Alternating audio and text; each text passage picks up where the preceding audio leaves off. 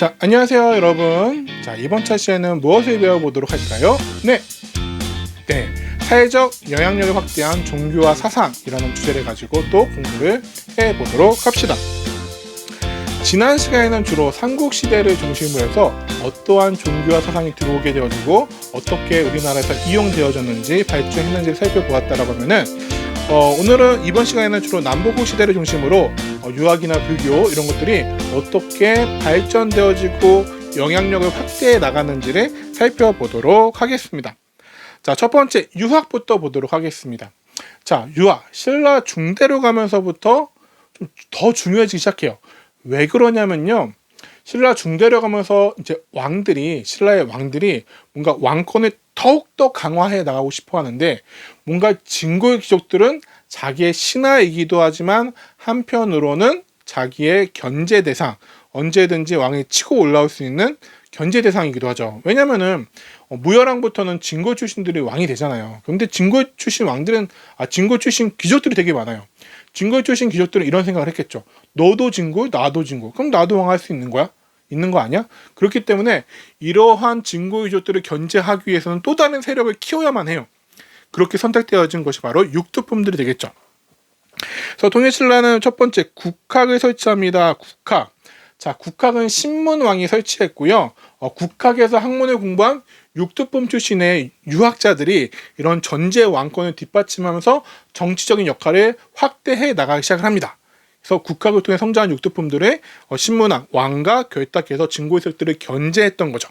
그러면서 육두품들의 정치적 영향력이 확대되어지긴 합니다. 일단 중대에는요, 신라 중대에는요. 자, 그리고 독서 상품가라는 게 있습니다. 독서 상품. 자, 학교에서 공부했어요. 학교에서 공부하면 그 다음에 뭐 해야 될까요? 싫죠. 싫지만 시험을 봐야 합니다. 그렇기 때문에 국학에서 공부한 학생들이 유교 경전을 공부한단 말이에요. 유교 경전, 유교 책들을 공부하는데 이것을 잘 공부했는지, 잘 이해했는지를 평가하는 거예요. 평가해서 상중하 세 등급으로 나누어서 이를 관리 등용에 참고하겠다라고 실시한 시험이 바로 요 독서 상품가라는 시험입니다. 하지만 크게 이용되었을까요? 네, 맞아요. 크게 이용되지 못했다라고 합니다. 왜요? 신라에는 골품제라고 하는 신분제도의 한계가 있었기 때문에 이것이 제대로 시행되어지고 제대로 활용되어지는 못했다라고 합니다. 자, 그리고 발해는요, 주자감이라는 최고 학교가 있었죠. 주자감이라는 최고 학교가 있었고요. 그리고 육부, 2호 예병 현공의 육부를 이런 식으로 해가지고 유교의 6가지 동목을 통치기구 이름에 넣을 정도로 유교가 융성했다는 것을 알 수가 있겠고요. 특히나 보면은 이제 통일신라나 발해 유학생들이 빈곤과에 다수 응시했다고요. 빈곤과는 당나라의 과거 시험이에요. 당나라 과거 시험 중에 이제 외국인들을 대상으로 했던 과거 시험이 빈곤과인데요. 나중 되면 발해하고 신라 유학생들이 서로 이 빈곤과 시험에 수석자리, 장원자리를 놓고서 서로 다투는 일까지도 벌어집니다. 그래서 역사적으로 쟁장 사건 이렇게 불리기도 하는데요. 그런 재미있는 일, 발해가 수석을 하느냐, 통일신라 출신이 수석을 하느냐 가지고 되게 라이벌 의식을 느끼기도 했다라고 합니다. 자, 유학자. 그래서 이 당시 이제 대표적인 유학자들을 좀 살펴보도록 하겠습니다. 자, 유학자들은 되게 아까도 얘기했지만 육두품 출신들이 많습니다. 그러니까 이 진골이 아닌 거에 대한 태생적 한계. 물론 육두품도 당시 신라 사회로 놓고 보면은 상당한 지배층이죠. 두 번째 계급인데요. 상당한 지배층이지만 뭔가 자기보다 하나 위에 이 진골들이 있다는 거에 대한 한계를 자신들의 능력과 실력으로 이겨내보고자 했던 거죠. 자, 여기서 육두품들은요, 학문적 능력을 바탕으로 국왕을 보자 하는데 대표적인 인물들 한번 살펴볼게요. 대표적인 인물 첫 번째는 강수라는 인물입니다. 강수. 우리 강쌤의 같은 성씨가 지금 강수네요. 외교문서에 능통했다라고 잘 알려져 있고요. 무열왕과 문무왕시기에 활약했던 인물입니다. 그래서 서희총, 채치원과 함께 신라시대의 3대 문장가의 한 명이라고 꼽히고 있는 인물이 바로 이 강수라는 인물입니다. 근데 이제 앞에 나오지만 이 유학자들은 되게 다 육두품 출신들이에요. 그리고 이 사람은 이제 가야 귀족 출신이었던 것 같아요. 가야 귀족 출신으로 신라에 편입되면서 이제 육두품이라고 하는 그러한 신분을 받았던 인물이었던 것 같은데 특히나 외교문서에 능통했다라는 그런 인물입니다. 자, 두 번째는 서희총이죠. 서희총은 원효대사의 아들로 알려져 있고요. 이도를 집대성했다. 이도라는 것이 이제 한자의 음과 뜻을 빌려서 우리말로 표기하던 표기법인데요. 자, 이것도 화항계라고 하는 이제 글이 남겨져 있죠. 그래서 꽃나라에 다스리는 화항, 꽃들의 왕이었던 보란이 이제 장미, 화려한 장미를 되게 사랑했는데 이제 볼품 없었던 할미꽃의 그런 할미꽃의 충원에 감동해서 이제 정직하게 이제 왕의 도를 다한다 이런 것들은 이제 아마 화항은 이제 신문왕을 뜻하는 것 같아요. 그래서 이렇게 이제 왕에게 이런 이야기를 통해서 왕이 걸어야 될 길들을 이야기했던 그런 이야기 화항계라는 글을 쓰기도 했고요. 자, 최치원 워낙에 많이 들었죠. 당나라 유학했던 인물이고요. 자, 육두품 출신으로 당나라에 유학해서 당나라 빈공과 아까 얘기했던 당나라 과거 시험인 빈공과에 합격을 했는데 장원을 했어요. 장원. 그래서 당나라에서 관리를 지냈는데 당시에 당나라는 황소의 난이라고 해가지고 어마어마하게 이제 소금 장수였던 황소가 이렇게 난으로 당나라가 휘청거릴 정도였거든요. 그때 토황 소경문이라고 황소를 꾸짖는 글을 써가지고 이 글을 읽은 황소가 소 아니에요. 사람 이름이에요. 황소가 침대에서 굴러 떨어졌다고 할 정도로 뭔가 이 글만으로도 황소의 간담을 서늘하게 했던 그런 명문장가였는데 귀국하여가지고 큰 뜻을 가지고 고향에 돌아왔지만 외직에 머물러요. 그러니까 중앙에 높은 관직에 올라간 것처럼 지금 오시면 너 수원시장, 평택시장 이 정도만 시켜준 거예요. 그래서 이제 나중에 이제 진성여에게 시무책 10여 조를 올려가지고 이렇게 개혁하면 어떻겠습니까? 라고 하는데 구체적인 개혁은 제시하지만 귀족들이 반대를 해요.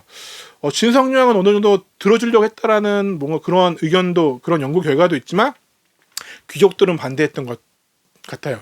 왜냐면 이런 개혁안들 자체가 자신들이 가지고 있는 기득권을 빼앗아가는 거겠죠. 그렇기 때문에 반대를 했고요. 이후에는 약간 실망을 해서 그런지 은둔생활, 속세를 떠나서 이렇게 산속에 머물면서 은둔생활을 했다라고 하는 좀 안타까운 인물이죠. 자, 그래서 보면은 육두품들의 뛰어난 학자들이었지만 이 골품제라는 한계에 부딪혀가지고 결국에는 어떻게 됩니까? 네, 신라 중대에는 육두품이 왕을 뒷받침하는 그런 세력이었다라면은 신라 하대에는 이런 골품제의 한계 때문에 불만이 쌓여가지고 뭔가 반신라적인 입장에서는 모습으로 육두품이 바뀌어가게 되어집니다. 자, 그 다음은 불교입니다. 자, 불교 보도록 할까요? 자, 불교의 대중화 보도록 할게요. 원래 불교는 누구 중심으로 받아들였죠? 네, 불교는 원래 왕실을 중심으로 받아들였습니다. 왕실을 중심으로 받아들였는데 그러다 보니까 어떠한 문제들이 생겼을까요? 뭔가 대중들과는 좀 거리가 있었던 것 같아요. 그래가지고 이 시기에 와가지고는 원효대사나 의상대사 이런 분들이 대중을 위한 불교를 내세우기 시작합니다. 그래서 원효대사는 일심사상, 한마음사상이라고 할 수 있겠죠. 모든 것이 오직 한마음에서 비롯된다 라고 하는 일심사상을 내세우고 또한 화쟁사상, 화쟁 여러 종파의 사상적 대립. 이제 불교도 여러 종파로 나눠지기 시작하면서 사람이란 게 그렇죠. 이렇게 모이다 보면은 뜻을 맞는 사람들끼리 또 성격이 맞는 사람들끼리 이렇게 갈라지잖아요. 그런 것처럼 종교도 마찬가지예요. 종교에도 지금도 보면 불교도 기독교도 다 되게 많은 종파로 나눠져 있죠. 그래서 이렇게 종파로 나눠져 있는 것들 나눠져 있기만 하고 끝이면 다행인데 나눠진다면 어떻게 해요? 서로 싸운단 말이에요. 그러니까 이런 여러 종파의 사상적 대립을 해결하기 위해서 일심사상, 화쟁사상 이런 것들을 내세우게 됩니다. 그래서 불교의 대립을 해소하기에 노력했던 분이 바로 원효대사고요. 또 아미타 신앙을 내세웁니다. 그래서 불교 대중화에 노력하는데 나무 아미타불, 아미타는 부처님이에요. 근데 부처님이 한 분이 아니에요. 석가모니불, 아미타불, 미륵불, 약사열애 이런 식으로 각각의 맡은 역할들이 있으시거든요. 그래서 이 아미타불은요 극락세계를 관장하는 부처님이 바로 아미타불입니다. 극락세계, 서방 정토, 서방 극락 정토라고 하는데 쉽게 생각하면은 이제 불교에서 말하는 천국이라고 생각하면 될 것 같아요. 천국을 관장하는 부처님. 그래서 나무 아미타불은 아미타불에게 귀의합니다. 아미타불에게 돌아갑니다. 그러니까 선생님 생각인데 이거를 약간 의역하면은 저 천국 가게 해주세요 이런 거 아닌가 싶어요. 그렇기 때문에 나무 아미타불만 외우면은 누구나 극락을 갈 수 있다라는 거. 되게 불교라는 것 자체가 경전 자체가 상당히 어렵잖아요. 당시 뭐 산스크리트어 이런 것들, 특히 한자로 번역하더라도 이런 것들을 평민들이 공부하고 외울 수는 어렵잖아요. 근데 나무 아미타불만 외우면은 극락 갈 수 있어. 나무 아미타불은 누구나 외울 수 있잖아요. 그렇기 때문에 이렇게 좀 쉽게 하면서 대중들에게 다가가려고 했던 것이 바로 원효대사라고 할 수가 있겠습니다. 그리고 뭐 신문화쟁론, 대승기신론소, 금강산매경론 이런 것들은 뭐 한국사 능력시험 이런 데 나옵니다. 자, 이렇게 이런 책들을 써가지고 이러한 글들을 쓰면서 뭔가 불교의 화합을 꾀한 것이 바로 원효대사가 되겠고요. 자, 의상대상은 화엄사상, 화엄이란 말 기억할까요? 원효대사와 마찬가지로 불교 내부에 갈등과 분열을 극복하려고 노력했던 분이 바로 의상대사고 신라 화엄종이라는 종파를 개창했습니다. 의상대사는 화엄일승 법계도라고 하는 이제 이러한 표 안에 한 장 안에 모든 글자로 이 자신이 말하고자 하는 뜻을 연결시킨 그러한 그림을 그립니다. 그래서 이렇게 교리를 체계하면서 화합을 추구했던 것이 바로 의상대사라고 할 수가 있겠습니다. 또한 관음신앙에서 관세음보살을 일심으로 연불 하면 누구나 고난에서 벗어날 수 있다라고 해서 불교 대중화 힘을 쏟기도 했어요. 아까 원효대사는 아미타불을 얘기했죠. 근데 관세음보살은 어떤 분이냐면은 뭐 우리가 뭔가 소원을 빌면 소원을 들어주는 그런 보살이 관세음보살이에요. 그래서 우리가 나무 아미타불, 관세음보살 많이 들어봤죠? 그것이 이제 나무 아미타불, 관세음보살 이런 것들이 원효대사나 의상대사 이 두 분이 불교 대중화를 위해서 했던 그러한 노력의 결과라고 할 수가 있겠습니다. 자, 그 다음에는 이제 해초 스님이 되겠습니다. 해초 같은 경우는요, 중앙아시아와 인도 지역의 5천축국, 인도 지역에 있었던 나라예요. 순리한다의 왕호천축국전이라는 기행기를 쓴 스님입니다. 약간 이제 불교 쪽에 계신 분인데, 당시 그러면서 이 왕호천축국전에 당시의 중앙아시아 이런 나라들의 풍물이라든지 모습 이런 것들이 되게 자세하게 기록되어져 있다라고 합니다. 그래서 1908년에 프랑스의 동양학자였던 펠리오라는 인물이 중국에 가보면 두낭 석굴이라고 인공적인 석굴이 있거든요. 우리나라의 석굴암처럼 거기에서 발견해가지고 가져갔어요. 그래서 지금 우리나라에 있지 않고 현재 프랑스 국립도서관에서 보관 중입니다. 그래서 해초 왕호천축궁전 기억해 두시고요. 그 다음에 원측은 간단하게 하게 넘어갈게요. 그래서 원측 스님은 신라의 왕손, 신라 왕실의 왕손이라고 전해지고 있는데요. 당나라를 유역해가지고 현장법사한테 현장법사 밑에서 공부를 했다라고 해요. 현장법사가 누군지 아시나요? 여러분들 서유기에 보면 삼장법사 있죠? 삼장법사. 저팔계랑 손오공 데리고 다니는 사오정이랑 그 삼장법사의 모델이 되었던 인물이 바로 현장법사라고 해서 당나라에서 이제 인도에 가서 이제 불경을 갖고 왔던 인물인데 그분 밑에서 공부를 하고 법상종이라는 종파의 토대를 마련했던 분이 바로 원측이라는 스님이 되겠습니다. 자, 그리고 향도라는 게 나오는데 향도는 사람 이름은 아니고요. 모임 이름이에요. 원래 향을 피우기 위한 물이라 이런 뜻을 가지고 있는데요. 그래서 불교 공동체예요. 신앙 공동체면서도 사회 통합에 기여하는 공동체가 바로 향도라는 게 불교에서 파생되어졌는데 불교뿐 아니라 뭔가 마을 공동체로서도 역할을 많이 한 게 바로 향도라는 게 있습니다. 그래서 여러분들 들어본 사람도 있을 거예요. 김유신을 따르는 무리를 뭐라 불렀을까요? 네, 맞아요. 용화향도라고 불렀죠. 이렇게 해서 향도라고 하고요. 또 주로 어떤 활동들을 했느냐 하면은 이제 불상이나 절을 만들거나 아니면 탑을 세운다 이러면 혼자 못 하잖아요. 돈 많은 진골 귀족들은 혼자 할 수도 있겠지만 혼자서는 하기 좀 힘들었을 거예요. 그렇기 때문에 이런 것들을 좀 같이 공동체에서 만들기 위해서 하는 그런 무리들이 향도라고 하고요. 이후로 여러 가지 불교를 뛰어넘어서 마을의 사업이나 아니면 외국어 처단을 막는 이런 역할까지도 하는 것이 바로 향도라는 공동체가 되겠습니다. 자, 그 다음에는 이제 불교 문화의 용성 볼게요. 불교 문화, 우리 통일신라, 불교 하면 좀 뗄래야 뗄 수 없는 관계라고 생각합니다.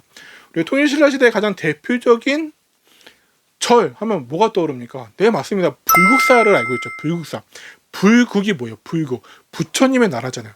신라인들은 자신들이 살고 있는 이곳이 바로 부처님의 나라라고 생각을 했어요.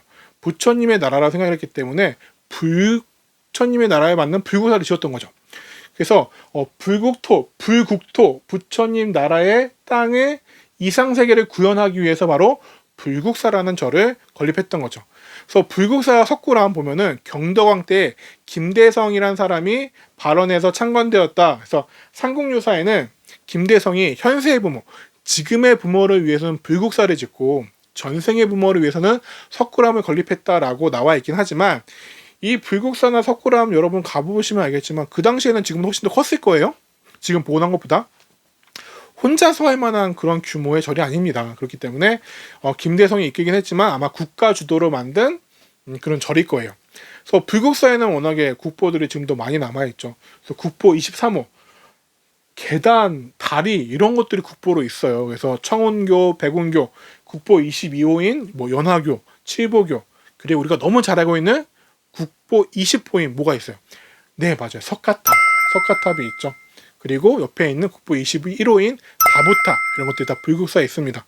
또 석가탑 내에는 되게 세계에서 가장 오래된 인쇄물이라고 추측되어지고 있는 무구정강대 다란이경, 국보제 126호인 무구정강대 다란이경이 석가탑 안에서 발견되었죠. 자, 그런 것이 말이죠. 불국사가 되겠고요. 석굴암은 본존불이 바로, 이 본존불은 우리나라 부처님의 가장 대표적인 이미지가 아닌가 싶어요.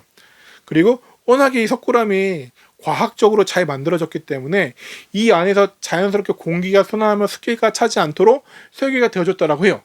근데 그렇죠, 오랜 시간 지나고 특히 조선시대에 억부 정책, 불교를 억압하는 그런 정책을 취하면서 폐허가 되어 있었고, 일제시대 때 일본 애들이 이걸 보수한다고 이 안에다 시멘트를 다 발라버린 거예요. 그래서 공기 순환이 안 돼가지고 지금은 본존불이 이 유리창 안에 갇혀 있고 그 안에는 에어컨을 돌려가지고 습기를 제거하고 있죠. 그래서 석굴암은 이제 360여 개의 돌로 만든 인공 석굴인데 수학적 비례와 기하학적 원리를 이용해서 만든 석굴인데 지금까지도 완벽하게 거기에 대한 과학적 기술들이, 또 그 안에 습기가 차지지 않게 하는 그런 기술들 자연스럽게 완벽하게 밝혀지지는 않은 것 같은데, 경주에 가보면은 이 석굴암을 토대로 만든 과학관이 있어요. 가보면 되게 신기하거든요. 나중에 경주에 가보시면 꼭 가보시기 바라겠습니다. 자, 발해를 보면요, 전륜성왕 아까도 얘기했지만 불교를 숭상했던 발해의 문왕은 자신이 불교의 이상적인 군주인 전륜성왕이라고 생각을 했다고 해요. 그래서 전국 각지에도 엄청나게 많은 절들을 건립했다라고 전해지고 있습니다. 그래서 이제 상경, 중경, 동경 같은 큰 도시들 주변에는요, 많은 절터와 거대한 석등들이 발견되고 있고요. 또 이불병자상, 이불병자, 부처님 두 분이 앉아 있는 좌상 앉아 있는 거죠. 이게 발해 동경에서 출토가 되었는데 아마 고구려의 영향을 받은 불상으로 알려져 있습니다. 자, 이렇게 남북국 시대에는 불교가 워낙에 융성을 했고, 또한 불교는 이제 종교적, 마음적 측면에서 있었지만 또한 유학을 통해서도 중앙 집권을 좀 강화하고 유교적인 통치 이념을 마련하려고 노력했던 모습들을 살펴볼 수가 있습니다.